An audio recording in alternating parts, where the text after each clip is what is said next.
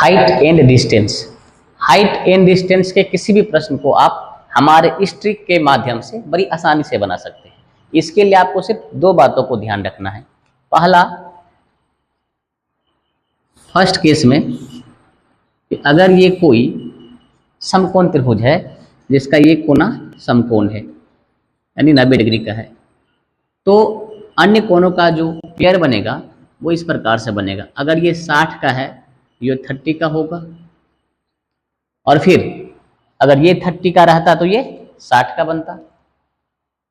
दूसरी बात, केस 2, हमें ये ध्यान रखना है कि अगर ये कोई समकोण त्रिभुज है जिसका ये कोना समकोण है, इसमें अगर ये कोण 45 का है तो ये भी होगा 45, क्योंकि त्रिभुज के तीनों कोणों का योग 180 का होता है। तो ये 45, 45, 90 और ये 90, 180। यहाँ भी 30, ये 30 और 60, 90 और 90, 180।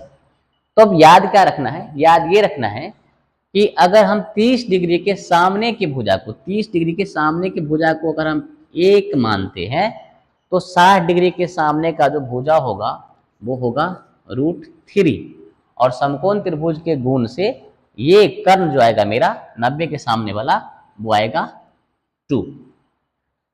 इसमें दूसरी स्थिति में अगर 45 डिग्री के सामने की भुजा को हम 1 लेते हैं तो ये भी 45 डिग्री है, तो इसके सामने का भुजा भी होगा 1, और ये 90 के सामने का जो होगा 1 और 1 का स्क्वायर 1 √2।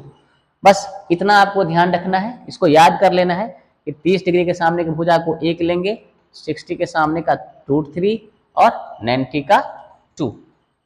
दूसरी स्थिति में 45 के सामने का भुजा अगर 1 है तो 45 के सामने का 1 होगा और 90 के सामने का √2 होगा। अब आइए देखते हैं कि कैसे हम इसका प्रयोग करके हम हाइट एंड डिस्टेंस के किसी भी प्रश्न को बड़ी आसानी से बना सकते हैं।